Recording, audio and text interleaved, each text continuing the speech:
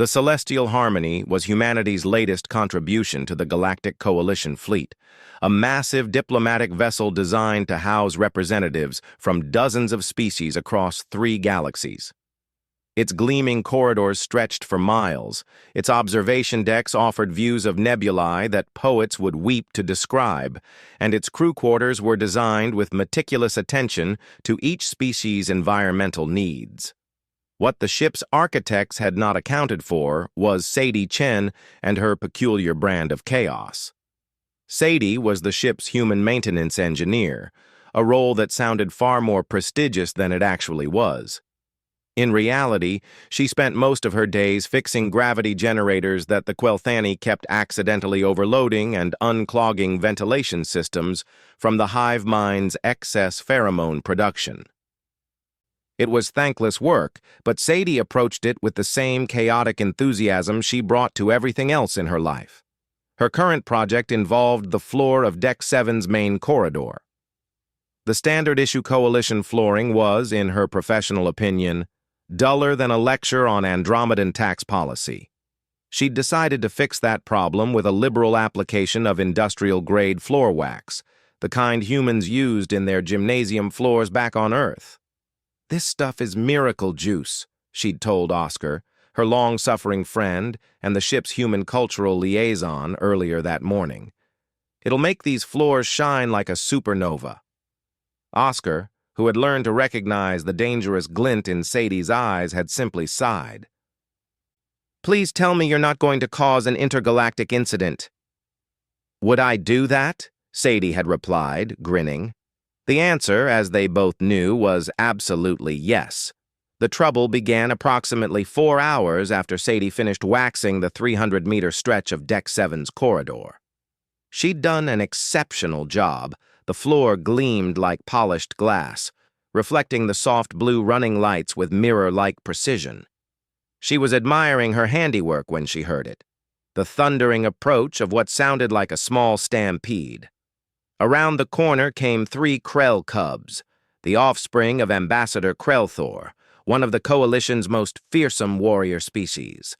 The Krell were apex predators from a high-gravity world, standing nearly 8 feet tall when fully grown, with crystalline claws and scales that could deflect plasma fire.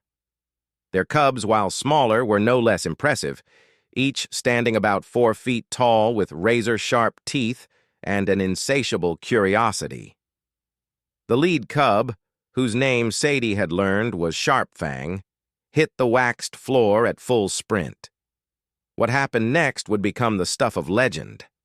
Sharpfang's claws, designed for gripping rocky terrain, found absolutely no purchase on the mirror-smooth surface.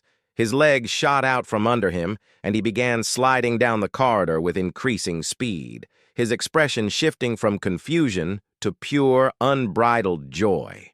His siblings, Quickstrike and Razorcrest, saw their brother's accidental innovation and immediately threw themselves onto the floor, sliding after him with delighted roars. Sadie watched in horror and awe as the 3 predator cubs transformed her carefully waxed corridor into an impromptu sliding arena. "Oh no," she whispered. "Oh no, no, no." But it was too late.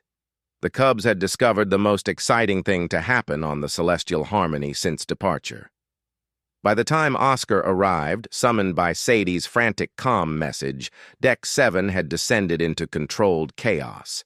The 3 Krell cubs had been joined by a pair of Vorton younglings, 6-limbed creatures covered in soft purple fur, and what appeared to be a juvenile crystalline entity that was somehow managing to slide despite having no legs at all. The corridor had become a racetrack. The young aliens were taking running starts from the unwaxed junction, then launching themselves onto the slick surface, sliding the full length of the corridor with various degrees of grace and enthusiasm. Sharpfang, the pioneer, had developed a technique involving his tail as a rudder, allowing him to execute turns that would have made a professional ice skater jealous. "Sadie," Oscar said carefully, watching a Vortan youngling spin in dizzy circles while its companions cheered in their ultrasonic language. "What exactly did you use on this floor?" Industrial floor wax, Sadie admitted, wringing her hands. The same stuff they use in Earth hockey rinks. I just wanted it to shine. It definitely shines, Oscar observed, watching the light reflect off the surface as another cub went sliding past. It also appears to have created the galaxy's most dangerous slip and slide. As if to emphasize his point, Ambassador Krelthor himself appeared at the corridor junction, his massive form radiating the kind of authority that made entire planets reconsider their military budgets. The cubs immediately stopped their sliding, standing at attention with the universal expression of children caught doing something they probably shouldn't be doing. Sadie felt her heart sink into her boots. This was it, the intergalactic incident Oscar had warned her about. She was going to be the human who caused a diplomatic crisis with one of the Coalition's most powerful warrior species.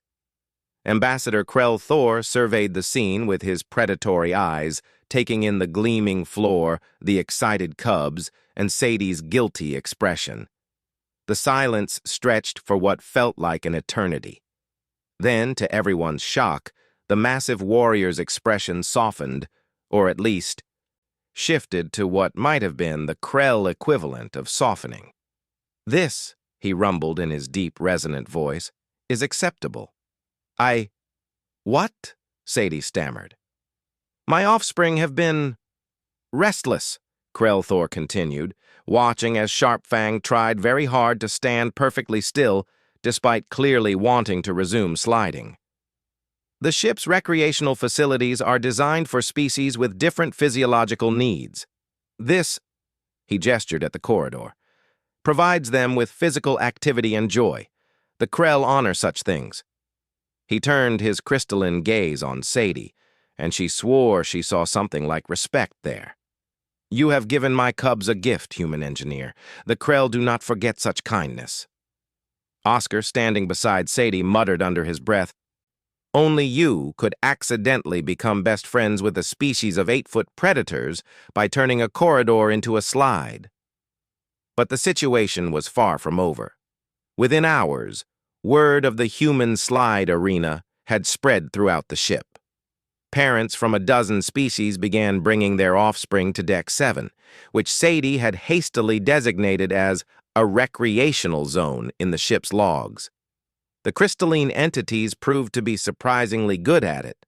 The Quelthani children approached it with mathematical precision, calculating optimal trajectories. Even a few adult crew members tried it when they thought no one was watching. Sadie found herself suddenly popular in a way she'd never experienced. Ambassadors thanked her for keeping their children entertained. The ship's captain, a stern Andromedean who usually communicated only in disapproving glares, actually smiled at her in the mess hall. Oscar just shook his head in amazement. You know what the best part is? Sadie said one evening, watching a mixed group of alien younglings sliding down her corridor, their various languages blending into a symphony of laughter. I was just trying to make the floor shiny. That's humanity for you, Oscar replied, grinning. We go out into the galaxy with the best intentions, accidentally create chaos and somehow end up making everyone's day better in the process. On Deck 7 of the Celestial Harmony, as stars wheeled by outside and dozens of species children played together in a way that would have been impossible just a generation ago. Sadie's floor wax had accomplished what treaties and negotiations sometimes struggled to achieve. It had brought them all together in the simple, universal language of joy.